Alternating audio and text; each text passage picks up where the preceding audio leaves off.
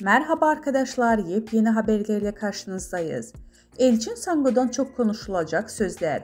Bazı oyuncularla aynı projede çalışmak istemiyor.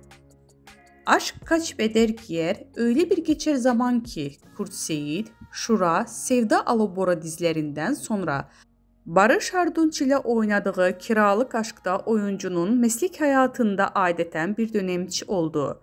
Sango romantik komedi ile kazandığı ünün farklı bir türü dizide devam ettirme kararı aldı. Blue TV'de çekilen Türkiye'nin ilk vampir dizisinde Yaşamayanlar'da Kerem Bürsin, Birkan Sokul'un ile başrollerinde oynadı. Bu dizinin ardından ise yeniden ekranlara dönen ve Kıvanç Tatlıtuğ ile birlikte oynadığı Çarpışma dizisinde oynadı.